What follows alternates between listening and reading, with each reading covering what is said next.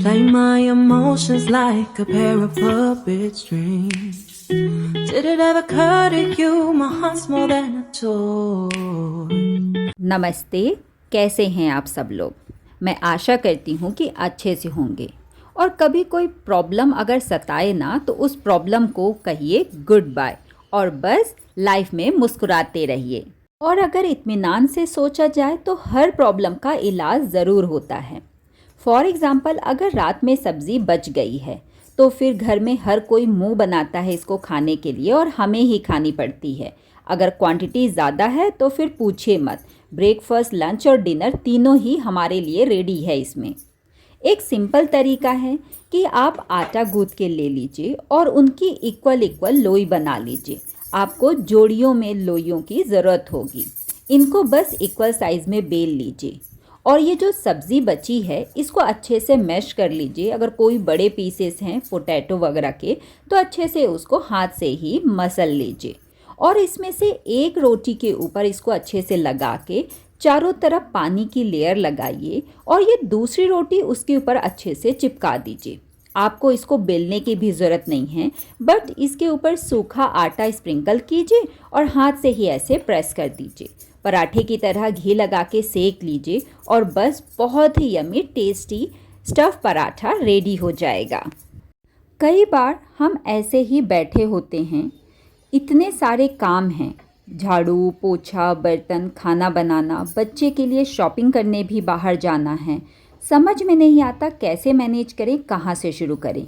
Instagram पे जब मैंने ये शॉर्ट वीडियो शेयर किया, रील शेयर की, तो आप सभी लोग इस चीज़ से एग्री थे कि हम सबसे पहले सुबह उठते हैं, बस 10 सेकंड देते हैं अपने आप को जूड़ा बनाने में और एक के बाद एक काम में लग जाते हैं। शाम तक ऐसे ही बिखरी बालों तक हम में रहते हैं और हमें खुद के लिए टाइम नहीं मिलता।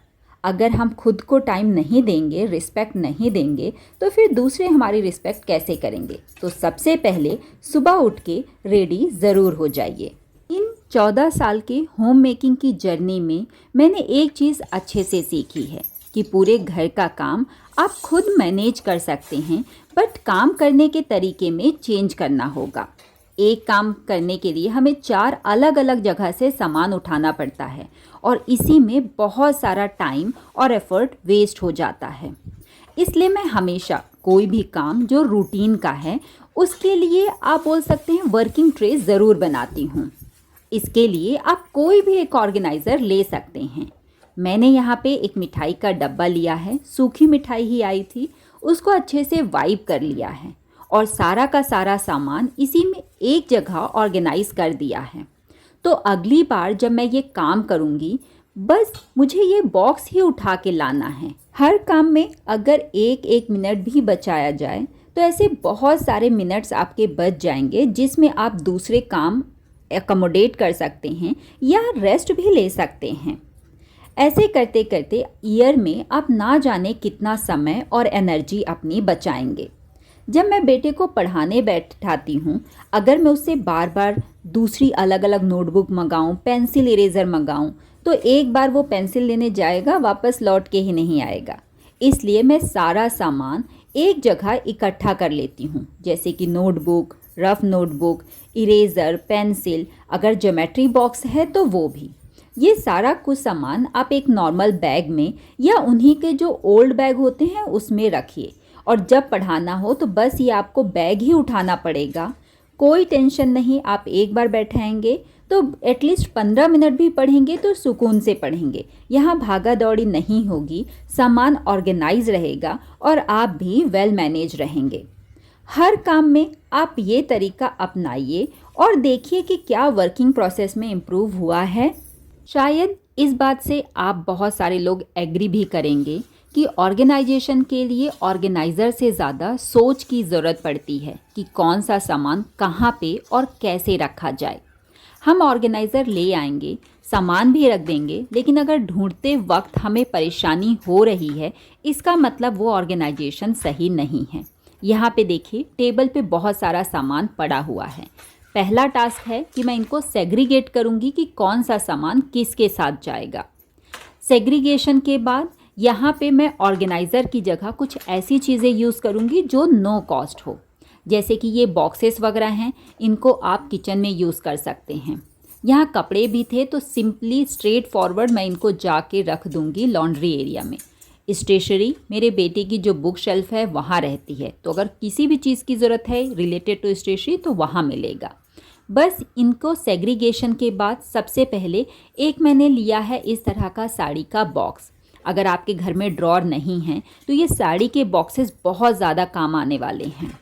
वो सामान जो DIY का है मैंने सारा इसी में रख दिया है। अब इसको मैं रखती हूँ अपने टीवी यूनिट के जो नीचे का एरिया है वहाँ पे एज अ ड्रॉर। ये रखने और निकालने में बहुत आसान हो जाते हैं। आप देखिए, पुल आउट कीजिए और ऐसा अंदर डाल सकते हैं। आप इसको किसी टेबल के नीचे भी रख सकते हैं। सो नाउ क्या कहना है आपका कि ऑर्गेनाइजेशन के लिए सच में ऑर्गेनाइज़र की ज़रूरत होती है या सिर्फ थॉट की? आप मुझे कमेंट करके ज़रूर बताइएगा। इनमें से कुछ चीज़ें टेम्परेरी ऑर्गेनाइज़ कर रही हूँ, क्योंकि जहाँ ये चीज़ें रहती थी एक कबर्ड में, उस कबर्ड में मैंने गणपति जी की स्थापना की है, तो वहाँ का सामान कुछ दिनों के लिए मैं यहाँ वहाँ एडजस्ट कर रही हूँ और फिर ये वापस अपनी जगह पे चले जाएंगे। बस ये मेरा एक थॉट था कि हम चीज़ें ऐसे भी रख सकते हैं। हम हर काम अभी के अभी नहीं कर सकते। उसका एक रीज़न है कि एट अ टाइम हम 1 या 2 काम कर सकते हैं। ये टेबल मुझे तुरंत क्लीन करनी थी। क्यों? ये वर्क स्टेशन है तो मुझे ऑब्वियसली इसको यूज़ करना है तो साफ़ होना चाहिए। वहीं ये टी टेबल पे अगर पेपर हैं तो मैं मेन टेबल के बाद इसको क्लीन करने का ऑप्शन रख सकती हूँ। कपड़े अगर बहुत सारे हैं, धोने का टाइम नहीं है, तो इसमें से ज़रूरी कपड़े, जैसे कि मेरे बेटे की फुटबॉल क्लास का स्टॉकिंग था, वो उसको आज शाम को ही चाहिए था। अगर मैं धोऊंगी नहीं तो सूखेगा कैसे? तो बस मैंने वही स्टॉकिंग उठाया, उतना ही धो के सुखा दिया ताकि वो सूख जाए, और बाकी के बचे हुए कपड़ों को जब टाइम मिलेगा तब मैं धोऊंगी। ऐसे ही और बहुत सारे ऑप्शन होते हैं। एक और एग्जांपल देखिए, जैसे कि अगर आपके यहाँ वेजिटेबल्स बल्क में आते हैं, मेरे यहाँ संडे को आता है, और अगर उस दिन कोई गेस्ट आ गया और मैं साफ़ नहीं कर पाई तो जो ग्रीन सब्जियां हैं उनको मैं जल्दी से स्टोर कर देती हूँ। बाकी को जब टाइम मिलेगा तब देखा जाएगा। इस तरह से अगर आप प्रायोरिटी डिसाइड नहीं करेंगे तो बहुत सारा काम पेंडिंग में होगा ही, साथ ही जो इम्पॉर्टेंट काम है वो पेंडिंग में चला जाएगा। जब मुझे शाम को टाइम मिला तो मैंने ये बाकी के कपड़े धो लिए।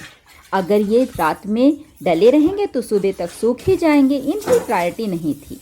ये सब्जियां अगर मैं थोड़ी देर से धोऊंगी तो ये ख़राब नहीं होंगी, वहीं जो ग्रीन वेजिस थी वो सूख जाती।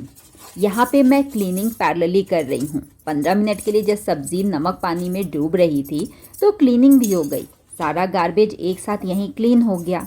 है ना सिंपल मेथड? कबाड़ से जुगाड़, DIY, ऐसे बहुत सारे शब्द सुनने में बहुत अच्छे लगते हैं, लेकिन उनके लिए जब सामान आप इकट्ठा करेंगे तो वो कचरे जैसे दिखता है। उनको स्टोर कहाँ करें? तो एक ये कार्डबोर्ड है, मैं इसी के अंदर सारा सामान अपने DIY का स्टोर करके रखती हूँ और फिर उसको ऊपर से कवर कर देती हूँ इस लाइनर से। लेकिन ये बीच में फटा है, अगर ज़रा सा भी प्रेशर पड़ा तो इसका शेप चेंज हो जाता है। अगर यहाँ सोफ़े पे कोई बैठता है और गलती से अपनी चाय रख देगा तो चाय इस कार्डबोर्ड में समाहित हो जाएगी। उसको हटाने के लिए मैं यहाँ एक नीचे राइटिंग पैड रख देती हूँ और उसके बाद ये लाइनर बिछाती हूँ।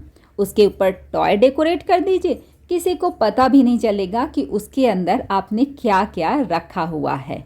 और बस ये स्टोरेज की एक मेथड थी। जब निकालना हो तो ये टॉय हटाइए, उसके अंदर का कपड़ा हटा के, और बस हो गया। पैसे बचाने और कंजूसी में बहुत फ़र्क होता है। पैसे बचाना मतलब कि बेफिजूल खर्च ना करना, और कंजूसी मतलब जिस चीज़ की ज़रूरत है वो भी ना खरीदना। यहाँ पे कुछ महंगी चीज़ें अगर आपको फ्री में मिल जाए तो मुझे नहीं लगता कि आपको सोचने की ज़्यादा ज़रूरत है। यहाँ पे पम्पकिन सीड फ्री में मिलते हैं तो फिर मार्केट से क्यों लाएं? मुझे भी गुस्सा आता है, चिड़चिड़ाहट होती है। सबसे बड़ा जैसे ही मैं बर्तन धो के फुर्सत होती हूँ, काउंटर टॉप क्लीन किया और फिर बस। किसी को गुलाब जामुन खाना है तो एक कटोरी यहाँ पे, किसी को पानी पीना है तो ग्लास, और किसी ने स्नैक्स खाए।